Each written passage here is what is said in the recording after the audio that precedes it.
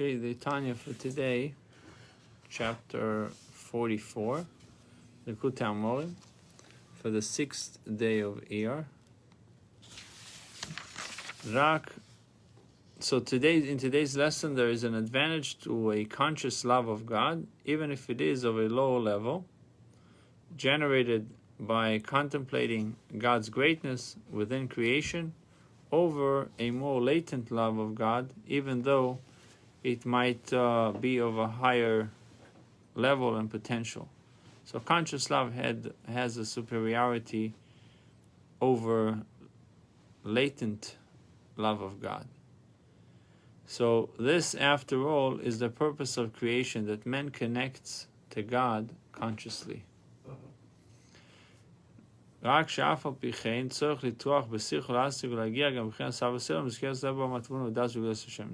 a person must strain his intellect. Remember what Kabbalah said? Over here it's about also straining your intellect to apprehend and attain also the above mentioned level of Ava Selom, which is a worldly love, which stems from understanding and knowledge of the greatness of God. As such, it differs from the loves of my soul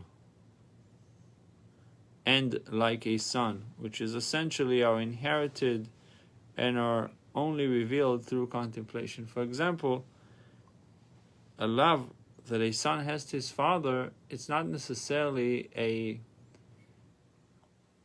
love that is generated from contemplation and intellect. It's so intrinsic, it's so innate, that he just loves his father. He asked a 3-year-old, why I love your father? I don't know. My father, I love him. No explanation. So this love is not considered a conscious love. But there's also, sometimes you have, by the time you're 3 years old, you might get a pot, you might get something that you have a fear. Oh, but a son loves his father regardless. If this or that. It's like godliness that's coming out. But he doesn't love his father because he gave him candy. He loves his father because it's his father. Right. The point is that this is not enough. He wants us to have love that is generated through contemplation, that we came to this understanding on our own. Mm-hmm. So he writes, which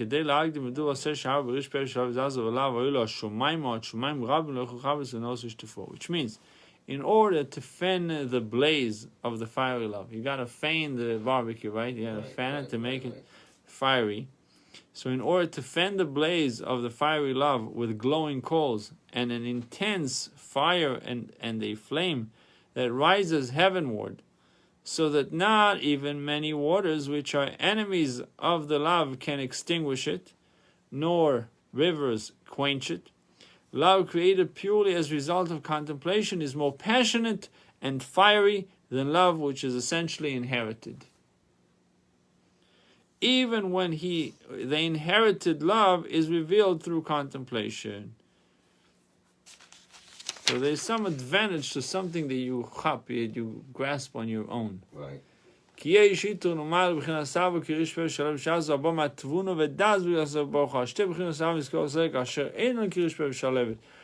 is a superiority and excellence in the quality of love, burning like fiery coals, and intense flame, which comes from an understanding and knowledge of the greatness and transcendence of the blessed Ein Sof, over the two categories of love referred to above, when they are not like fiery coals and a blaze, but merely result from feeling or contemplating God's closeness to a Jew, inasmuch as he is the source of our life and our true Father. The superiority of this love is so similarly to the superiority of gold over silver. It's tremendous. What's the price of gold in comparison to silver?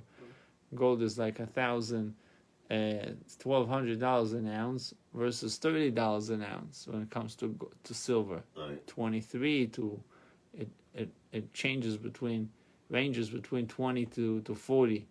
Silver. Gold ranges between $1,200 to $1,600. Shows you. Humility the idea. way. No. One second. The point is that when it comes to fiery love, Okay. what does it mean fiery love? You can have fiery love through that you accomplished on your own, that you contemplated and you came to it, and once it dawns on you, when you grasp it completely, it changes the way you do things. I mean, you now consciously are on fire. And on the other hand, you can have love that comes through contemplation that is not fiery, because you're using the reserve, you're using something that is already existing in you, something that is there, what we call inheritance from Avram, Yitzchak, and Yaakov, the forefathers. You have inheritance from this. You have love to God, but it's not per se a fiery love. So over here it tells us, even though the latent love, the inheritance that we have from Avram, Yitzchak, and Yaakov might be greater or coming from a higher source, but still fiery love, if you are able to create fire in you, it surpasses, it has a greater superiority over latent love. He explains it here. He says, like the advantage of, or the superiority of gold over silver. The Alter Rebbe now provides yet another reason why holy contemplative love is necessary. It is important to attain contemplative love not only because of the superiority of the resulting passion, but because the contemplating is an end to itself. The fact that someone is contemplating godliness, already something is being accomplished. That his mind is occupied with godliness. By contemplating God's greatness, one fulfills the whole purpose of creation, that created beings should come to know and understand God's essence. It says, Das Eloike Avicho. It is a commandment in the Torah to know God as much as we can. Know the God of your father, of your forefathers. The man, kizeh kol odom tachliso. Beside, this is the whole man and his reason deter. I guess his purpose. You saw this Frenchy word? No, it says Raison. Reason deter. Reason deter. Right. The tachlis, the purpose of why we are here. Leman, what is the purpose? It says Leman das es kvod Havai. One may know the glory of God. Come to know the greatness of the greatness of Hashem. Veikar tiferet zulosei, the majestic splendor of God. Ish kefi asher yachol l'seis, as much as you can, each one according to its intellectual capacity. It's written in Rabbi, which is part of the Zohar, attributed to Moshe Rabbeinu, the faithful shepherd. Begin the ishtamudin, because over there it says the reason for the creation is Hashem wanted the world to know Him. The ishtamudin lei, that it should know Him. So there is a special quality and purpose in contemplation that leads to love itself. Contemplation of God's greatness is exercised to a much greater degree in the love that is created from contemplation, that is found in a love which is merely revealed through contemplation, as is the case in the two aforementioned kinds of love. So there's two types of contemplation. There's contemplation that you are, although you contemplated, but you dug into something that is there already. And there's contemplation that creates something new that never been there before, a whole new experience. So what he says, So what he says, when you dig into something that is already existing, although it came through contemplation, is not as great when you created a new experience, new excitement, new understanding, new revelation, and that revelation is now, it's like, imagine you suddenly chop something that you didn't understand for years, and suddenly, as they say, the two and two coming together in your mind, and it's like you broke the code, you figured it out, and maybe in your job and whatever it is that you suddenly figured it out. You know how, like in the world of internet, what brings the customers into your website? How can you create millions of people coming buying your product. You crack that code, right? Tesla cracked that code. Microsoft cracked that code. Right. If you, the day that you're able to do that, what happens in business? And people try this, they try this for many years. Some people, unfortunately, they get to their retirement with trying and not making it, meaning not really making it the way they want it. But then you have those who suddenly the products kicks off and millions of orders, right? So they crack the code. Right. Feel like, wow, we're on something. Right. Over here also, we can have contemplation that you're on something, that you cracked it, that you figured out, wow, what, now I can sense the greatness of Hashem. I can live with it. Right. It fires me. Right. It's like we said before, the example of a fan on a barbecue. It's awakening the coals. Suddenly there's something alive. It says that the first plague of Mitzrayim was the plague of blood. You know why? Because they were so cold. They were so cold to godliness, and God wanted to bring warmth. Blood is representing heat, warmth. You know why? The place of coldness. It says the worst thing for a Jew to be is a kalteid, what they say in Yiddish. Kalteid is a cold Jew. Cold Jew is the worst thing in the world. Right. Famous story of the Baal Shem Tov that he walked with his kids and he walked with his disciples or Hasidim, and he saw it was an icy winter, very rough winter, and they walked and the river became a frozen lake, and they saw a kid. He was writing on the ice, writing or scratching the ice, almost like engraving in the ice across. And he looked at it and he said, obviously everything that we see, we have to learn something from it. So what do you learn from a cross being engraved on ice? He said the only reason why you're capable of engraving the cross on the ice, because it's ice. If you have ice in you, if you're cold, even a cross, God forbid, can be engraved on your heart.